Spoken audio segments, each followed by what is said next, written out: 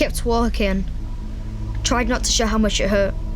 People were looking at me funny, or not looking at me at all. Bruises were swelling up all over. Pain shot through me as I felt the crunch of broken glass beneath my feet. A woman coming the other way shook her head and muttered something. "You what?"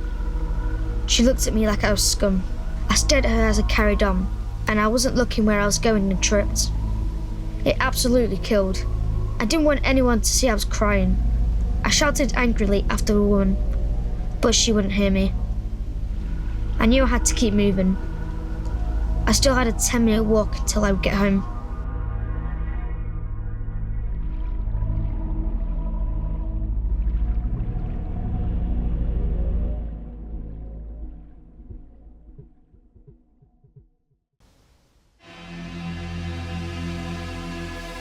I was always embarrassed if one of my friends came to our flat.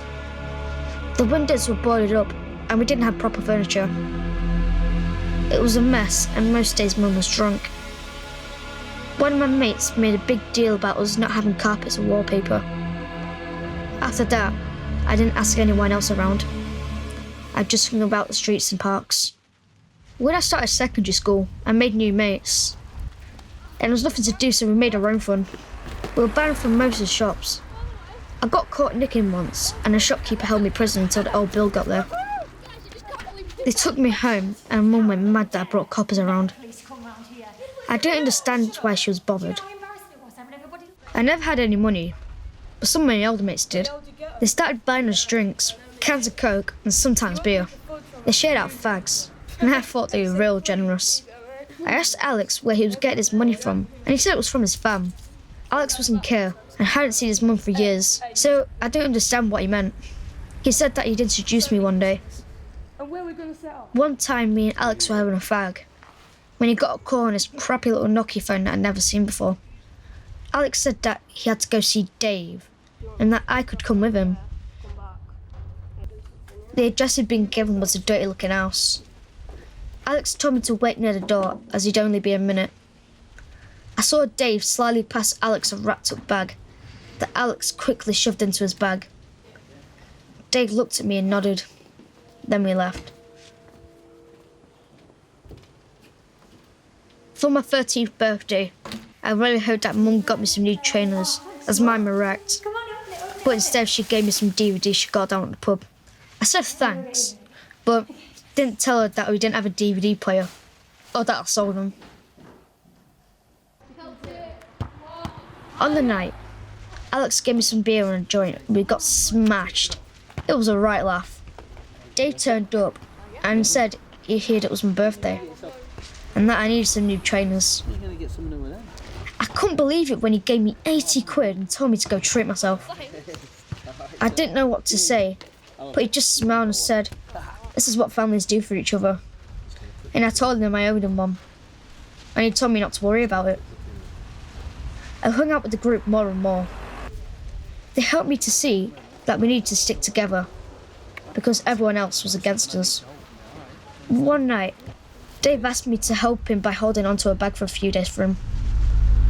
I told him of course I would, and was surprised when he gave me another 100 quid and told me not to go mess with it. I took it home and hid it. I was dying to know what was in it, but I didn't look. Dave trusted me and gave me more money than I'd ever held in my hands before. I hid that too, as I didn't want Mum finding it and asking questions or spending it. After that I did more jobs for Dave. Alex said that I was a proper part of the street fam now. He had a phone that only the fan could reach him on, and he was going away a lot, out of town.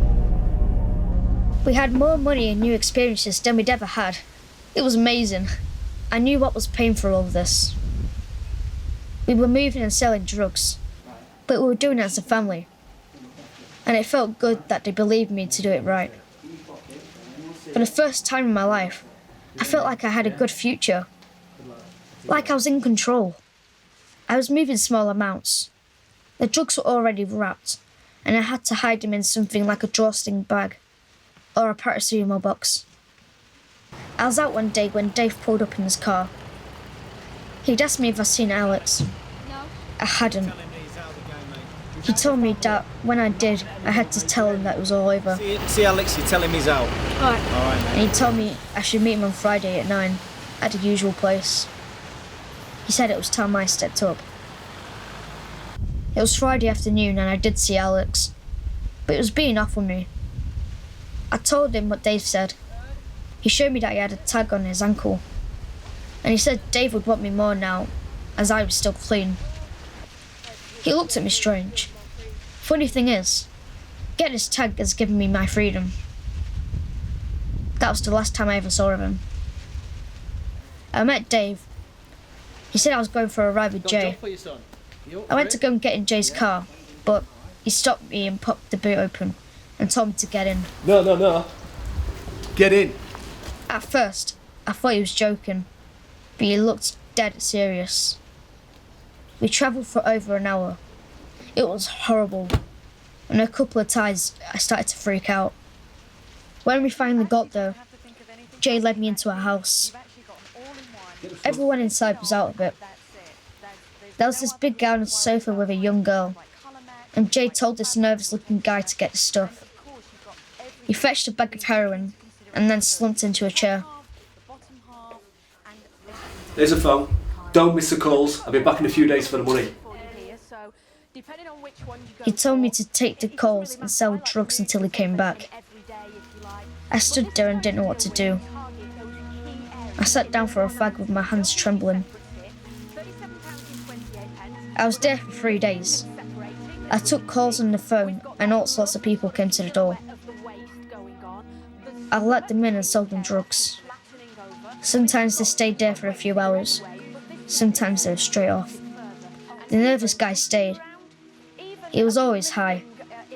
And I figured this must have been his house. I counted the money I'd taken.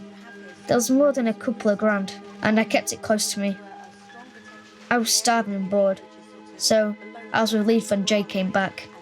He took the money but gave me a couple of notes and told me to get the train home. He said to take a packet back home with me. I tried to tell him that I didn't even know how to get a train and that the packet was too big for me to hide inside my mouth. He told me I should hide it up in my ass.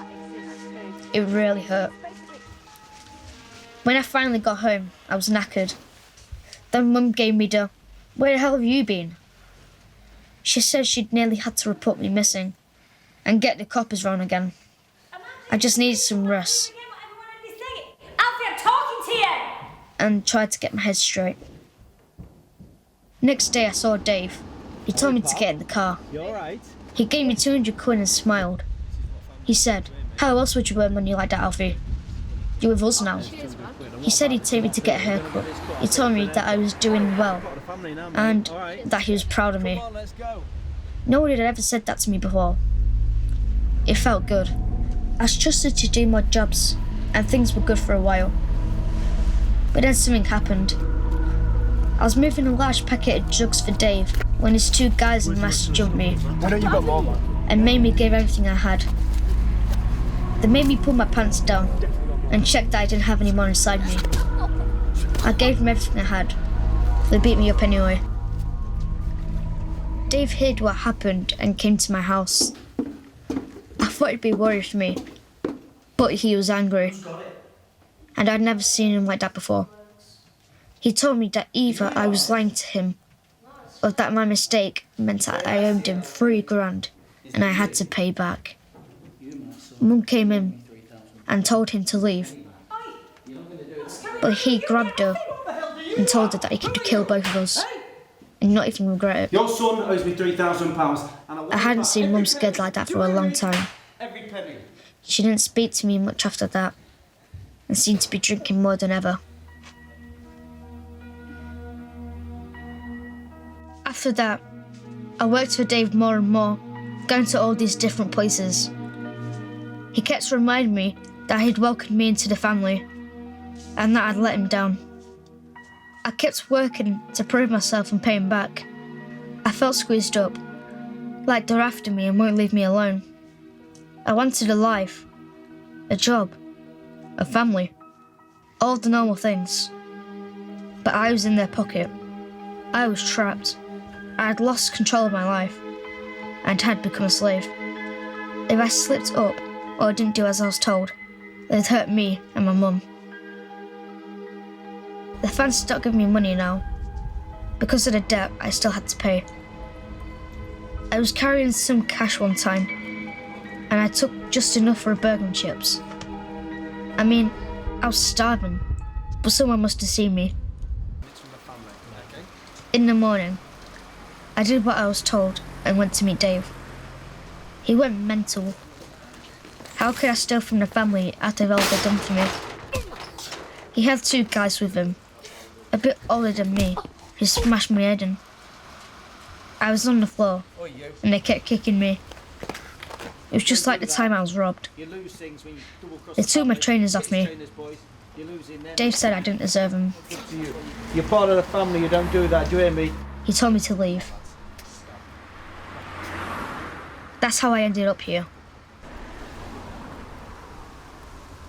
As I sat there, a lad I recognised from my old school stopped to stare at me.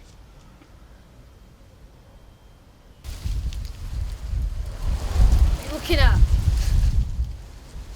He looked scared. I sat for a couple more minutes before I tried to stand again. When I did, I saw the lad was coming back over. Yeah, what do you want? But this time, he had a man who looked like his dad with him. Yeah, what do you want? This time, my voice held strong, out of fear and looking weak. He stopped short of me and looked me in the eye. He didn't look angry. What's happened to you? It was more like he was worried about me. Like, he saw me for what I was. Scared. Hurt. Alone. He handed me a can of Coke. What's your name? I'm Alfie. Alfie. My name's Rob. I live just over there. A man said his name was Rob and asked me what happened. I didn't tell him. I wasn't going to grasp my street fam. Go on, tell me. I just told him I'd been jumped from behind. He said that I didn't have to tell him anything, but if I ever wanted to talk, that I could just trust him. Somebody sorted me out. He told me he'd been in trouble when he was younger, and that if it wasn't for someone who sorted him out, This kind of bother, he would have been locked up, or even dead. I didn't say much, but I listened. The lad came back and gave me a pair of old trainers. They were a bit big, but he said I could keep them. Rob told me how to get hold of him if I ever needed help, and said I should get myself home. I liked that someone saw me for me. I still felt trapped, but I started to think that there might be people who wanted to help me, who saw the good in me. I walked off home. I needed some rest. I needed to get my head sorted out and think about what I can do to get out of this mess.